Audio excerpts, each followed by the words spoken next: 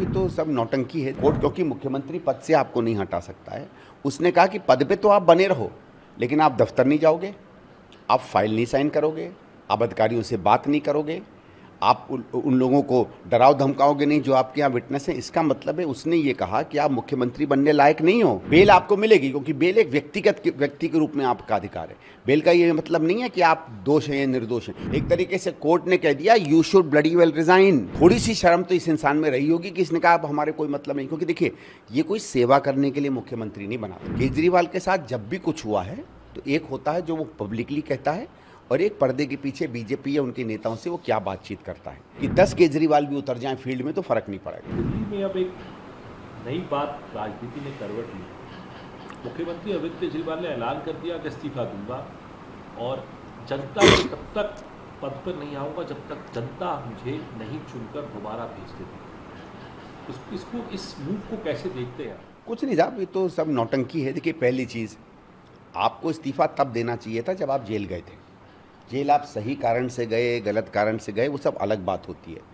बात हाँ ये है कि हमारे यहाँ नैतिकता में जब भी कोई आदमी ऐसे पद पर होता है कि उसको जेल भेजा जाए, वो इस्तीफा देता है, जेल से वापस लौट कर आ जाइए, आप अपने पद पे वापस आ जाइए। हेमंत सोरेन के साथ हुआ, लालू जी के साथ हुआ, उमा भारती जी के साथ हुआ, बहुत लोगों के साथ ऐसा हुआ।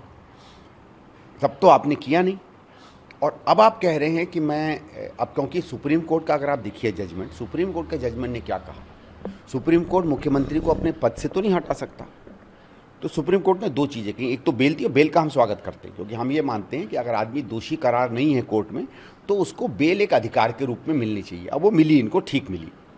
लेकिन कोर्ट ने क्या कहा, कोर्ट क्योंकि मुख्यमंत्री पद से आपको नहीं हटा सकता है, उसने कहा कि पद पे तो आप बने रहो, लेकिन आप दफ्तर नहीं जाओगे, आप फाइल नहीं साइन करोगे, आप अधिकारियों से बात नहीं करोगे, आप उन लोगों को डराओ धमकाओगे नहीं जो आपके यहाँ विटनेस हैं। इसका मतलब है उसने ये कहा कि आप मुख्यमंत्री बनने लायक नहीं हो, क्योंकि अगर आप फाइल नहीं देख रहे, अगर आप दफ्तर नहीं जा रहे तो आप काम अपना नहीं कर रहे, मतलब काम करने को आपको रोक लगा दी। तो ये सुप्रीम कोर्ट ने कहा कि हमारे पे आपके खिलाफ हम नो कॉन्फिडेंस का मोशन पास कर रहे हैं।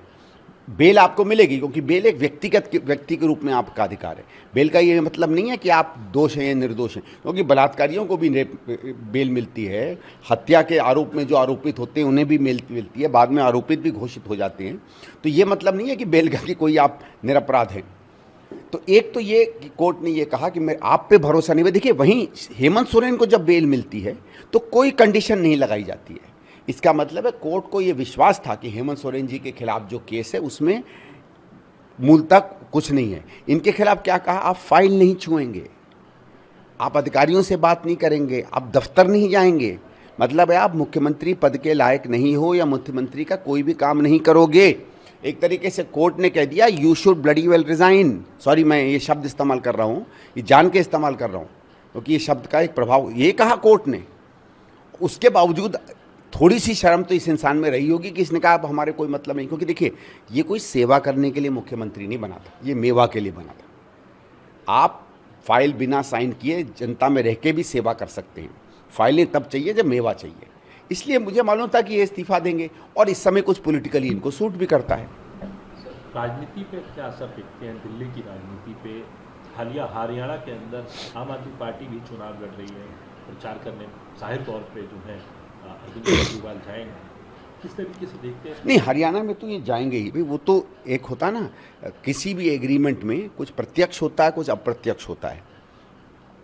तो ये तो जो बिना लिखी हुई बेल की एग्रीमेंट है वो यही है कि आप पंजाब में, हरियाणा में जाके कोशिश करेंगे कांग्रेस को हराने की। केजरीवाल के साथ जब भी कुछ हुआ है तो एक होता है जो वो पब्लिकली कहता है और एक पर्दे के पीछे बीजेपी या उनके नेताओं से वो क्या बातचीत करता है। मैं आपको बता दूं, आप माने या ना माने, अभी से कुछ समय पहले जब सिसोदिया को बेल मिली थी तो एक मेरे अच्छे मित्र हैं भारतीय जनता पार्टी में, मैंने जब उनको फ़ोन करके कहा तो उन्होंने कहा भैया हरियाणा के चुनाव आ रहे हैं, समझा करो। तो मैंने कहा, केजरीवाल कहने का भाई वो भी हरियाणा में उनकी ज़रूरत तो है।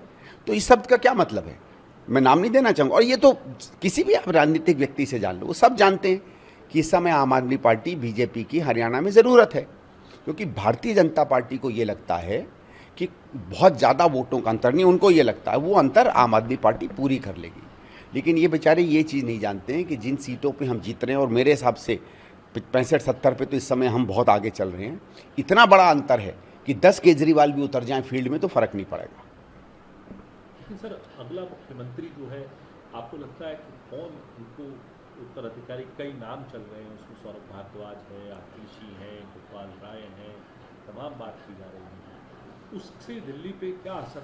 देखो, पहली चीज़ ऐसा है, सामान्य रूप से जब सरकार में मुख्यमंत्री बदलते हैं एक किसी भी राजनीतिक दल में, तो एक राजनीतिक निर्णय लिया जाता है। राजनीतिक निर्णय इस हिसाब से लिया जाता है कि बाकी बड़े नेता कौन हैं पार्टी में, किसका लोगों में प्रभाव है, वोट पर क्या असर हो सकता है, जनता समुदाय में क्या असर हो सकता है, सरकार वो कैसे चलाएगी। आम आदमी पार्टी में केजरीवाल है और बाकी माफ़ करिएगा, किसी को बुरा लगे ना लगे, बाकी सब घर के नौकर हैं। नौकर के अलावा कोई किसी की कोई जगह नहीं है, ठीक है। तो इन्हें अपने नौकरों में चुनना है, और मैं नौकर उस सम्मान के हिसाब से नहीं कह रहा, क्योंकि जो भी काम करता है उसका सम्मान होता है। ये उसको बिल्कुल एक दूसरी तरीके से ट्रीट करते हैं। तो ये इसको मानेंगे कि भाई अब कौन ऐसा व्यक्ति आएगा जो फाइलें दबा के रखे, सूचनाएं बाहर ना जाने दे, जो हम लोग कमा रहे हैं, कमाई चल रही है उसको सतत चलाता रहे। क्योंकि ये सत्ता का हस्तांतरण नहीं है, ये एक बिजनेस कंपनी के शेयर्स का हस्तांतरण है। आम आदमी पार्टी बिजनेस कंपनी है, पैसा बनाने की कंपनी है, ठीक है, और कुछ नहीं है, ठीक है। तो पार्टी में आप सत्ता के चलाने का या प्रशासन के चलाने के अधिकार का हस्तांतरण करते हो, यहाँ शेयर्स का हस्तांतरण हो रहा है। तो ये चाहते हैं कि शेयर्स नाम में तो मेरे रहें, लेकिन रजिस्ट्री किसी और के नाम पर हो जाए। तो ये ऐसा व्यक्ति चुनेंगे जो भले रजिस्ट्री अपने नाम पे कर ले, लेकिन धन संपत्ति इनके नाम पे चलाए। For more of such videos, do like, share and subscribe to ET Now Swadesh.